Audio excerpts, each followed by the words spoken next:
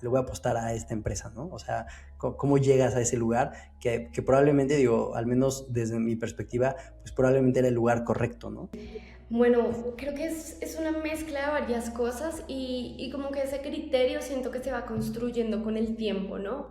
Como que primero la intuición, siento que, y principalmente las mujeres, siento que estamos muy conectadas con nuestra intuición y creo que es algo que podría trabajarse más en todas las personas porque es una muy buena brújula para decidir hacia dónde moverte, escucharla, es como te da claridad en muchos aspectos.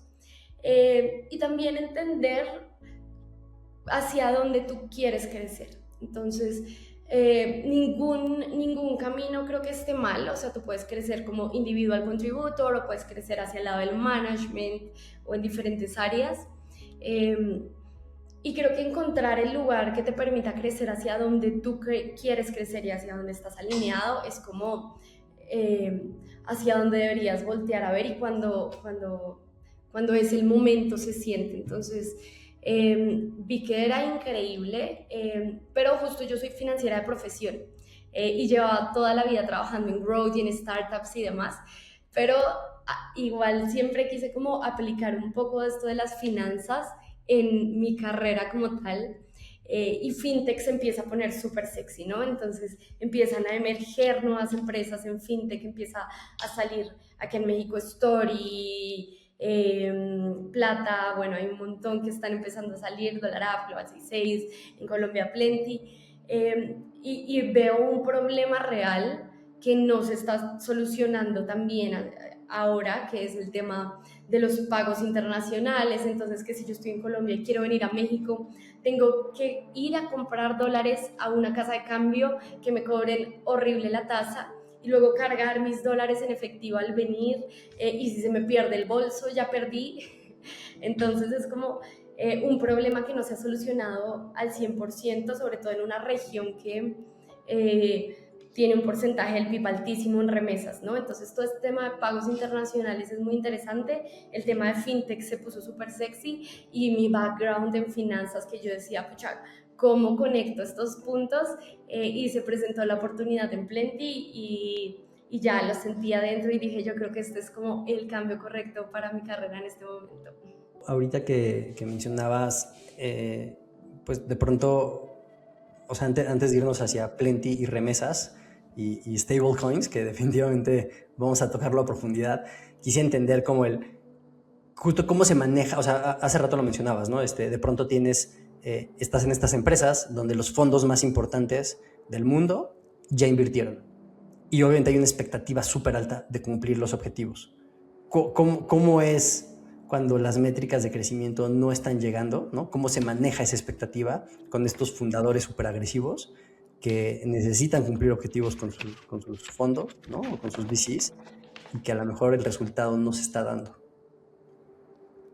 Total, 100%, 100%, y creo que ahí es donde hay la mayor cantidad de presión en las startups y también siento que por esa presión se toman malas decisiones. Creo que algo bien importante ahí es justo identificar cuándo es el momento de pivotear y esa presión puede ayudar mucho o puede hacer mucho daño, ¿no? Entonces, como creo que ese es uno de los puntos claves, todas estas grandes inversiones te dan muchísima presión y eso te impulsa, ¿no? A iterar más, a probar cosas más rápido, a moverte. Pero también te quita un poco de tiempo, hay iteraciones que necesitan cierto tiempo para validarse. Y a veces esta presión te hace descartar ideas muy rápido. Esto pasa mucho en growth, ¿no? Tenemos esta idea, tenemos este canal que no está funcionando aún, pero creemos que tiene mucho potencial para funcionar en 3 semanas, en un mes, pero está esta presión y esta presión te hace moverte rápido y te hace pasar al siguiente porque no funcionó inmediatamente, ¿no?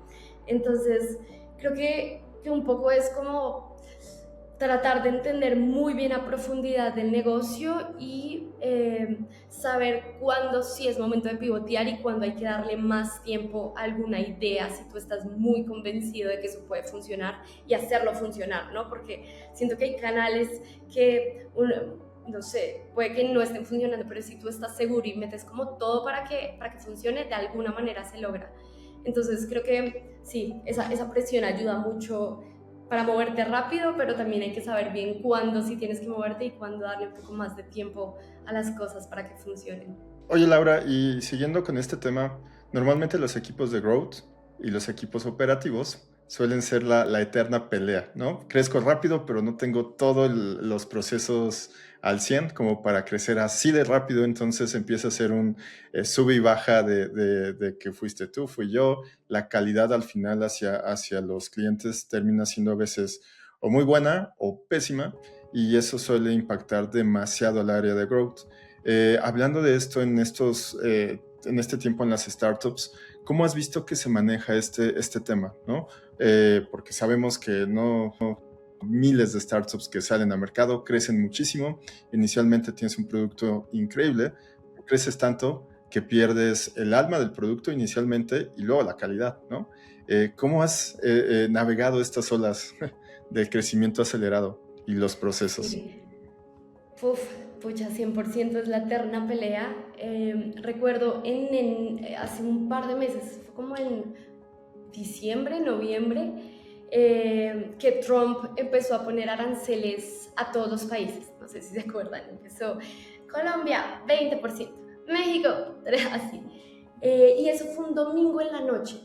Y entonces, pues, todo el mundo, no, Trump se peleó con el presidente de Colombia, los aranceles están subiendo, el dólar se va a ir para arriba.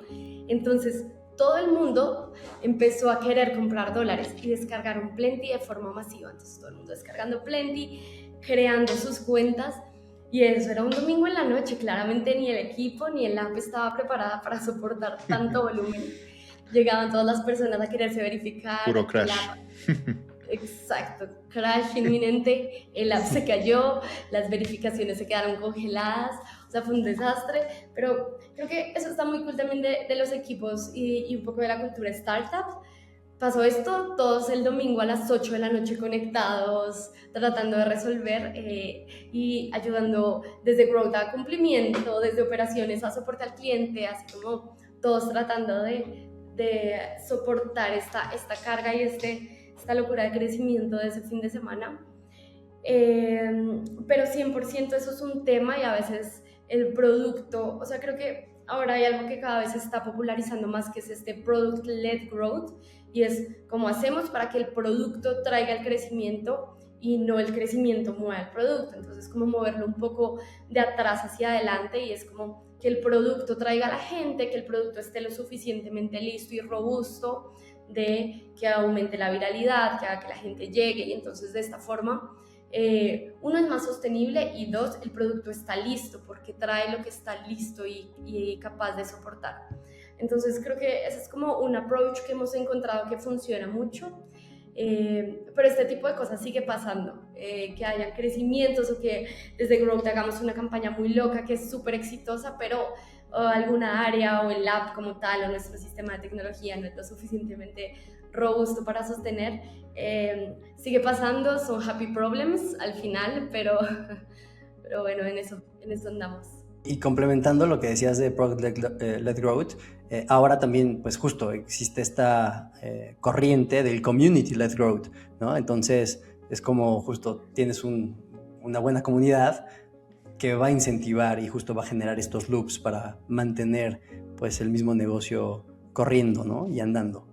Entonces, pues creo que ahí tiene algo muy, muy valioso. Todo hablando de estas situaciones o estas dinámicas que de pronto ocurren, como lo que decías, ¿no? Un domingo, incertidumbre total por una situación que además ni siquiera está en su control. La mejor campaña probablemente que les pudo haber pasado, no metieron un peso y alguien por ustedes les generó un montón de descargas y con toda la intención de descargar, registrarse y hacer como todo el proceso de onboarding, ¿no? Y ¿cómo es esta dinámica precisamente de ponerte esa camiseta, ¿no? Que se dice y meterte de lleno a tengo que resolver lo que tenga que resolver y tengo que hacer lo que tenga que hacer, y que seguramente no fue la única vez que te ha pasado, seguramente te pasó en las demás empresas en las que estuviste, en las demás startups. ¿Cómo es esta dinámica? Y si de alguna manera te acostumbras a eso, y un poco también cuestionar el si es sano, porque justo dije esta frase de ponerse la camiseta, ¿no? Y de pronto está bien ponerse la camiseta, pero llega un punto en el que a veces ponerse la camiseta todo el tiempo, pues no necesariamente es o te sirve no para es el hype. Sí, exacto. Sí, total.